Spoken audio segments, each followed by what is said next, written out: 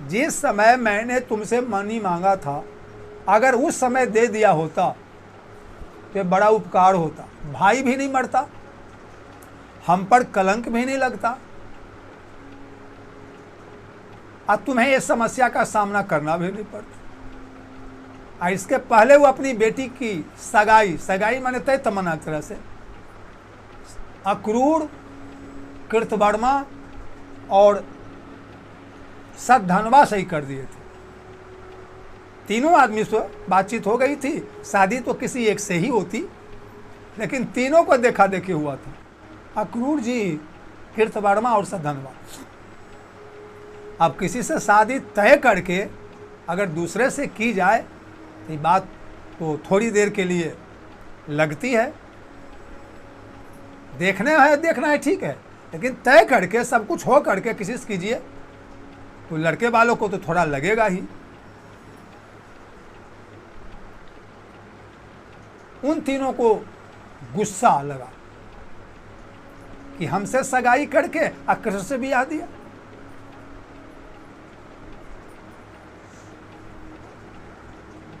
खैर जो हो, शादी तो हो ही गई भगवान से। उस समय भगवान हस्तिनापुर गए हुए थे युधिष्ठिर के पास।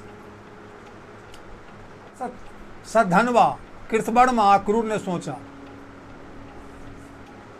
कि ब्याह करने की बात हमसे चलाई और शादी कर दिया भगवान कृष्ण से, गलती तो किया ही। तो क्यों ना भाई जैसे उसको मारा गया प्रसेन, वैसे सत्यराजित भी मारा जाए।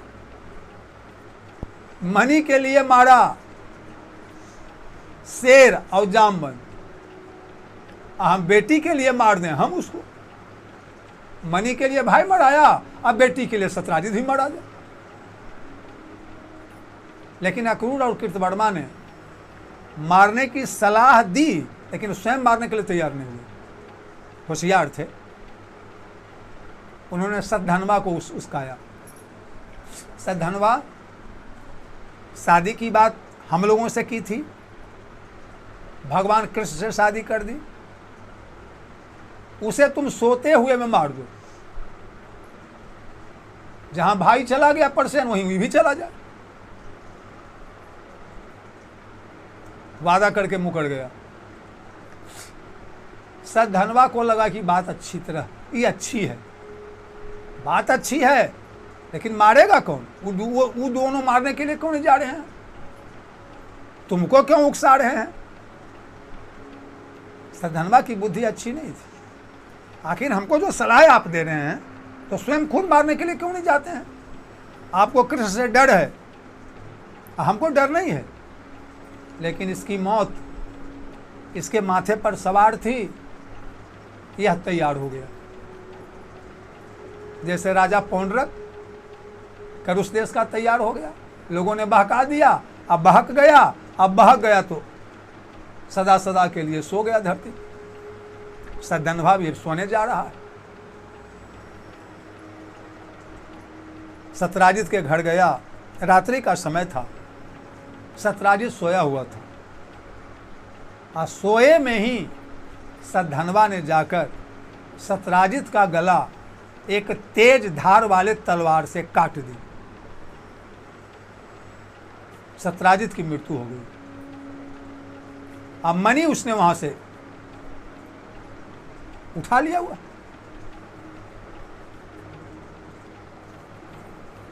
अब मणि ला करके उसने अक्रूर जी को दे दिया। ये हमरे पास मणि रहेगी तो भगवान मारेंगे या आएंगे खोजने के लिए, आप मणि ले लीजिए। जब सुबह हुआ, पिता के कमरे में गई सत्यभामा, तो क्या देखती है, पिताजी तो शांत हैं, उनकी मृत्यु हो गई। अब भगवान कृष्ण द्वारिका में थे नहीं, तो युधिष्ठिर के पास थे। वही रोती कलपती हस्तिनापुर को गई। भगवान तो अंतर्जामी जानते ही थे। उन्होंने क्या हुआ पूछा, कहा पिताजी की मृत्यु हो गई। किसने मारा? तो बाद में पता चल गया सद्धनवा ने मारा। भगवान रथ पर बैठाए सत्यभामा को, दोनों जने आए द्वारिका। और वह क्रूर कृतवर्मा होशियार थे, वो मणि लेके निकल गए द्वारिका से बाहर। सद्धनवा वहीं था।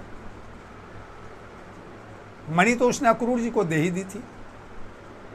यह बात सद्धनवा को पता चल गई कि भगवान कृष्ण जान गए और वह हमको मारने के लिए हमारी खोज कर रहे हैं।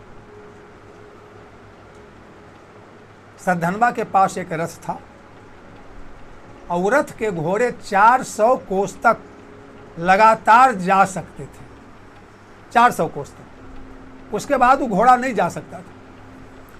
पहले गति सीमा घोड़े की भी रहती थी, जैसे गाड़ी की, बस की, मोटरसाइकिल की, जहाज की। वह 400 कोस तक लगातार दौड़ने वाले घोड़े के रथ पर सवार होकर मिथिला की ओर चला, उत्तर की ओर। द्वारिका तो दक्षिण है भारतवर्ष के, मिथिला बिल्कुल उत्तर।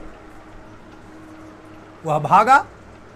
भगवान कृष्ण को पता चला कि द्वारिका से वह बाहर भागा जा रहा। भगवान कृष्ण और बलराम जी दोनों रथ पर सवार हुए, दोनों ने पीछा किया। भागते भागते मिथिला की चौहद्दी में, यानी मिथिला के पास वह घोड़ा 400 कोस चलकर दौड़ते हुए थक गया और वहीं पर घोड़ा गिर गया। उससे आगे उसकी गति ही नहीं थी। सद्धनवा उतर गया रथ से, अभी दौड़ने लगा पैदल। भगवान कृष्ण भी रथ को रोक दिए और वो भी उतर करके दौड़े। कुछ ही कदमों पर जाकर सद्धनवा पकड़ा गया। चक्र सुदर्शन था ही पास में।